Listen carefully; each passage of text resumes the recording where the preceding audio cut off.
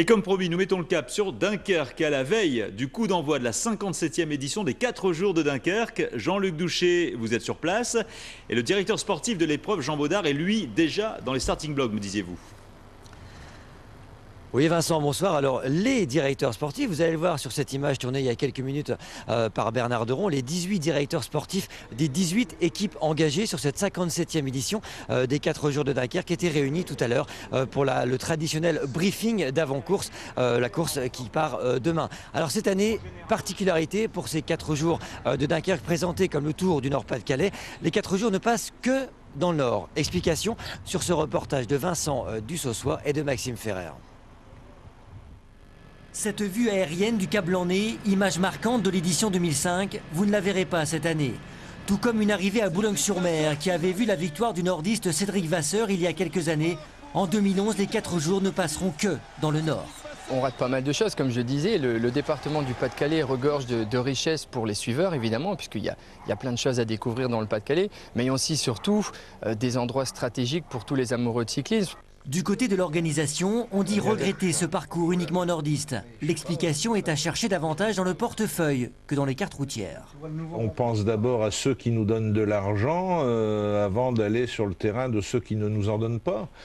Comme le Conseil général du Pas-de-Calais a retiré depuis 2 ans son aide financière, et le respect du Conseil général du Nord fait que on a d'abord consacré nos efforts sur le territoire du département du Nord.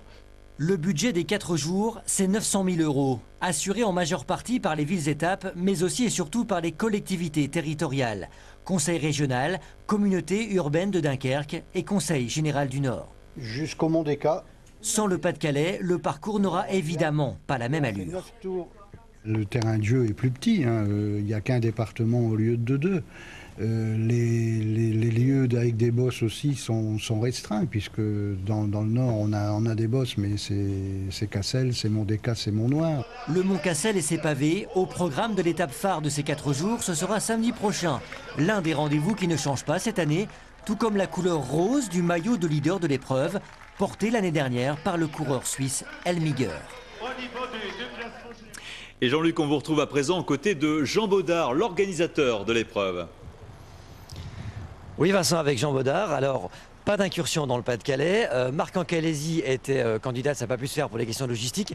Ce retour dans le Pas-de-Calais, pour vous, c'est une priorité dès l'année prochaine? Oh oui, je l'espère bien qu'on retournera dans le Pas-de-Calais. Comme je l'ai toujours dit, c'est un terrain de sport, un terrain de jeu dont les 4 jours ne peuvent pas se passer. C'est mon vœu le plus cher, je l'avoue. Et peut-être le Cap Blanc-Nez en retour? Ah bah Cap Blanc-Nez, le Boulonnais, les collines de l'Artois, voilà tous des terrains qui peuvent nous accueillir. En quoi c'est important de maintenir ces courses à étapes dans un paysage sportif comme la région?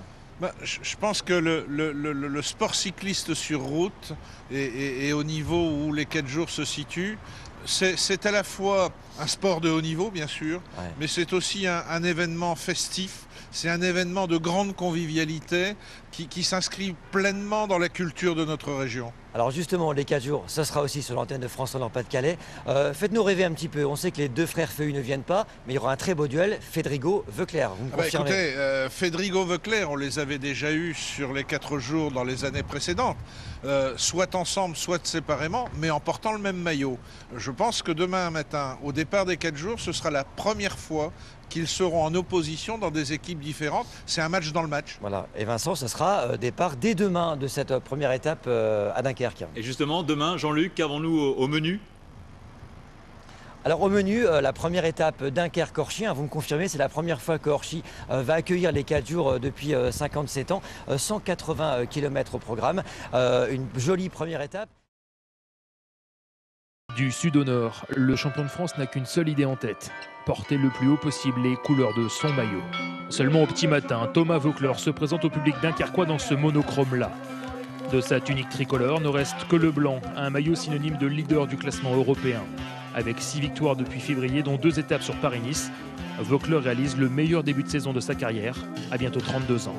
C'est peut-être un petit mélange entre l'expérience, la maturité un peu physique, puisque les meilleures années c'est entre 28 et 33 ans pour un cycliste, donc je suis en plein dedans. Et puis il y a aussi, il faut l'avouer, ce petit brin de réussite. De la réussite et de l'audace. Le leader de l'équipe Europcar se montre d'entrée dans cette première étape des 4 jours entre Dunkerque et Orchies. Voeckler profite d'un sprint de bonification pour tenter une échappée. En vain, le peloton reprendra toutes les tentatives. Dans ce plat pays-là, les sprinteurs s'expliquent encore une fois. L'Allemand Marcel Kittel s'impose et devient leader au classement général. Malgré son maillot blanc, Voeckler, lui, n'est pas passé inaperçu. Le champion de France a déjà donné rendez-vous à son public pour la deuxième étape.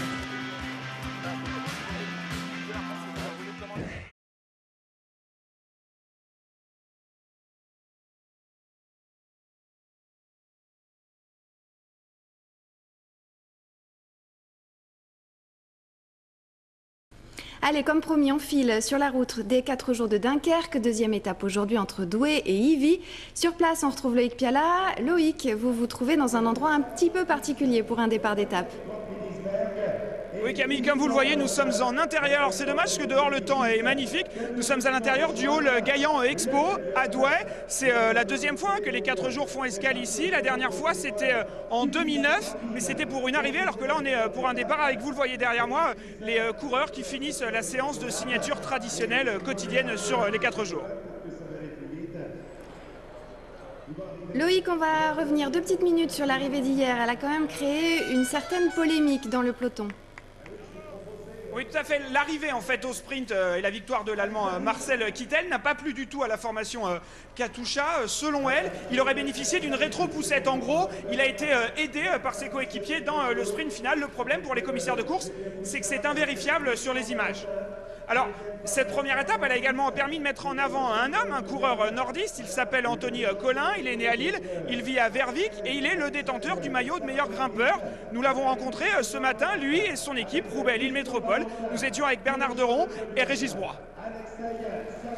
Il n'a pas dormi avec, mais il en est fier. Anthony Collin portera aujourd'hui le maillot de meilleur grimpeur. Pas mal pour un coureur qui était encore amateur l'an dernier. Gagner une étape, je ne me sentais pas trop capable de gagner une étape. Et puis en général, bon, en étant en première année chez les pros, faut quand même pas rêver, je pense. Donc c'était ma manière de pouvoir monter sur le podium et goûter à cet honneur-là. Dans la chambre voisine, l'affaire de la veille fait parler les Roubaix Lille Métropole. Marcel Kittel, le vainqueur de l'étape, aurait bénéficié d'une poussette. L'autre sujet de conversation, c'est la principale difficulté du jour, les pavés de Tain-l'Évêque. Mais quand on s'appelle Roubaix Lille Métropole, les pavés, on connaît. Je pense que ça va être dur. J'ai été reconnaître dans la semaine un peu le parcours et à la sortie des pavés, je pense que ça va être... S'il y a des pavés, il y a des pavés. Alors c'est vrai que certains coureurs, on n'aime pas trop passer sur les secteurs pavés, mais d'un autre côté, c'est peut-être aussi la possibilité peut-être de faire une sélection sur ces passages. Avec 3 fois 1,7 km de pavés, les mécaniques et les organismes, même nordistes, vont souffrir. Autant s'y préparer. Alors au programme aujourd'hui des 4 jours, la deuxième étape de cette course entre Douai et Ivry, 166 km pour les coureurs avec, nous l'avons vu dans le reportage, un secteur pavé inédit. Ce sera le point fort de cette journée. L'arrivée est prévue vers 16h45. Cap à présent sur les 4 jours de Dunkerque. L'Allemand Marcel Kittel confirme son maillot rose de leader. Loïc Piala, vous avez suivi pour nous cette étape Douai-Ivry où on vous retrouve avec l'image du jour.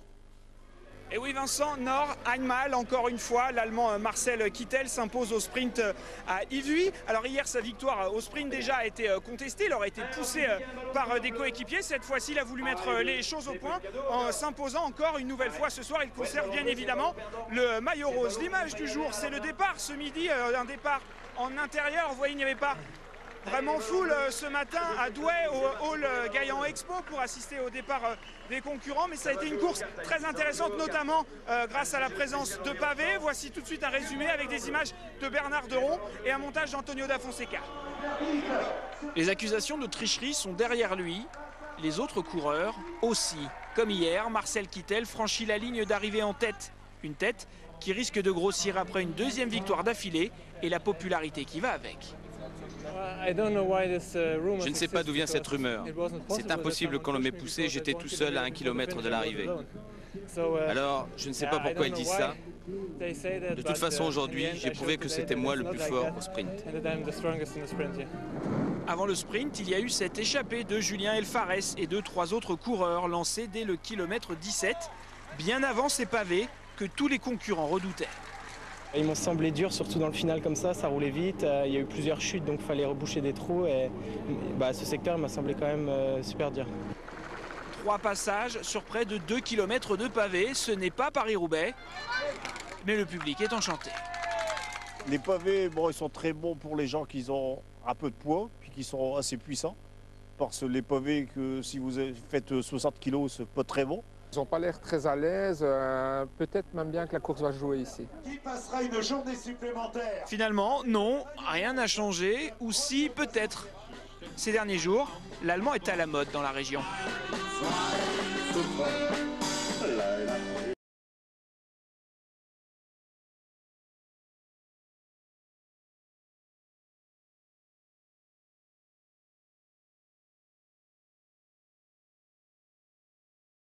Et enfin Loïc, quel menu nous avez-vous concocté pour demain? Eh bien demain, direction Caudry. Le départ sera donné à 12h30 pour une étape de 171 km sous forme de boucle dans le Cambrésis, arrivé au Cateau, prévu vers 16h30. On y sera bien évidemment avec toute l'équipe des 4 jours. Je ne sais pas si on peut passer maintenant aux 4 jours de Dunkerque. On me dit oui, donc les 4 jours comme promis. On va retrouver Jean-Luc Douchet et de 3 pour l'Allemand Kittel. Eh bien oui Christelle, effectivement l'histoire se répète avec cet homme, l'Allemand Marcel Kittel, vainqueur ici une nouvelle fois au Cateau. Avant de voir le résumé de l'étape, nous avons choisi comme image du jour cet homme, le Français Thomas Voeckler, champion de France en titre, filmé ici à la présentation ce matin à Caudry. Il est incontestablement le chouchou du public nordiste depuis le début de ces 4 jours. Allez, on va voir le film de la journée avec ce reportage de Loïc Piala, Bernard Deron, Antonio Da Fonseca et Régis Broy. Bienvenue à Caudry. Au pays de la dentelle, le peloton aimerait garder le maillot rose en cage. 2 jours et déjà 2 victoires pour Marcel Kittel. 5 coureurs tentent leur chance dès le début de l'étape. Mais le peloton menace et rapidement les 2 minutes d'avance du groupe de tête flétrissent. Au kilomètre 75, 6 nouveaux concurrents se lancent à l'attaque. Parmi eux, Anthony Collin, c'est peut-être l'accueil enthousiaste des habitants de Briastre qui lui donne des ailes. À l'approche du 2e prix des Monts, le jeune nordiste file tout droit vers le maillot à poids de meilleur grimpeur. Je voulais faire voir aux autres que j'étais vraiment plus motivé pour les monts et un peu les démotiver pour combattre avec moi. J'étais un peu déçu hier parce que l'équipe avait bien bossé dans le premier sprint, dans le premier grimpeur, je m'étais un peu loupé. Aujourd'hui j'arrive à prendre la bonne échappée et aller marquer pas mal de points. Franchement je suis vraiment content pour moi. Les concurrents passent une première fois au Cateau. Le temps pour Marcel Kittel de prendre ses marques. Comme hier et avant-hier, le final se joue au sprint. Comme hier et avant-hier, c'est l'Allemand qui lève les bras. Les gars de l'équipe se sont défoncés à 120% pour moi. C'est incroyable. En plus, mes jambes sont au top en ce moment. Alors quand tout fonctionne si bien, il faut tenter sa chance. Je suis très heureux, je ne m'en lasse pas. De mémoire d'organisateur, 3 victoires d'affilée, c'est du jamais vu. Le sprinter insatiable se prépare déjà à affronter un autre morceau de l'histoire des 4 jours, le Mont Cassel.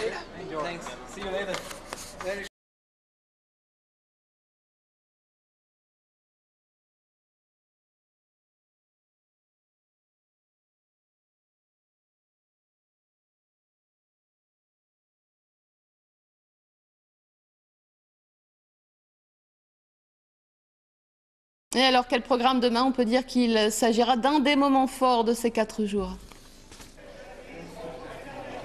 Eh bien demain, c'est l'étape phare de ces 4 jours de Dunkerque, Hasbrouck-Cassel, au programme 190 km et un circuit sur les pentes et les pavés du Mont Cassel. Cassel qui verra passer le peloton à 9 reprises. C'est l'étape que tout le monde attend et qui pourrait décider du prochain vainqueur de cette épreuve.